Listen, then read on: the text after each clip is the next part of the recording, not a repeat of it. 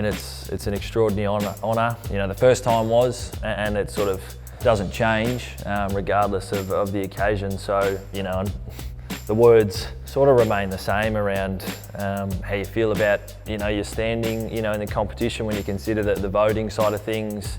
And even as I look at some of the names, you know, on the plaques here, it's a cherished achievement that yeah, I care a lot about. So it's it's very I'm very appreciative. When I think about my own, you know, voting and who I sort of voted for and cast my, I guess, numbers for is you know, it's really hard to separate guys, especially at the top part of the competition. You know, Dacos, Cripps, you know, Heaney, Neil. I'm probably forgetting, you know, guys who are really in that, you know, echelon, and it's really hard to split them.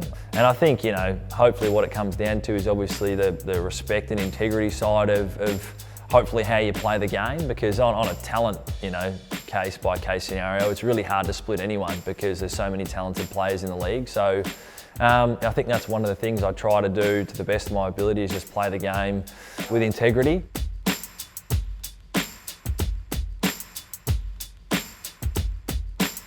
I mean, still not even close when you consider he's won 5 of them, and that just goes to show the type of player he was for a long period of time. But to end up in the conversation is hard to get my head around at times, especially when you're still in the game and still playing. So at the end of the day, you know, it's an extreme, you know, honour that you can sit here and speak to it and talk to those types of people and those types of names, and one that will continue to sort of find meaning long after probably my career is done and finished. So yeah, couldn't be more grateful, to be honest. And rounding out this exceptional team, Whitfield, Neil, Treloar and Butters. Please put your hands together for your All-Australian team of 2024. Ecstatic, man.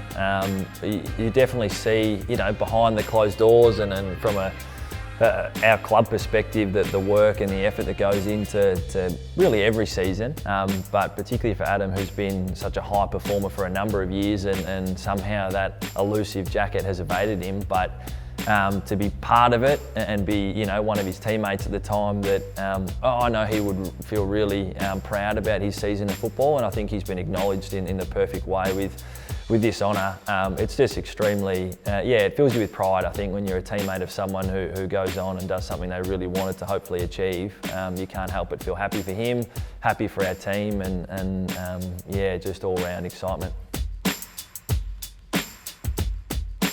I think as a player, you'd be crazy to not feel excited by the opportunity, even when you consider how the finals have landed and how you know, the only game in Victoria will be our game on the Friday night. I hope you get a lot of fans there to just come along and hopefully showcase the best parts of both of our games. And it'll be a really challenging game, as you know. Hawthorn's form throughout the year, probably one of the best teams on a form basis in it at the minute. So that's a massive challenge, but I think that feeling is overawed by excitement, the opportunity and the prospect of who knows what can happen beyond that first game. But as you said, our focus is squarely on getting through this week. We've got a VFL final series for our Footscray boys to play in. The exciting thing for the girls is how many new faces and new people are going to get a chance to pull on the jumper and basically imprint their own sort of style and whatnot on our football club and on the game. And it's exciting, those formative parts of a new journey should have everyone feeling really good and inspired about what could be very similar to our attitude going into a finals. I hope it's the same thinking for them going into the start of their campaign, and what will be a fun journey.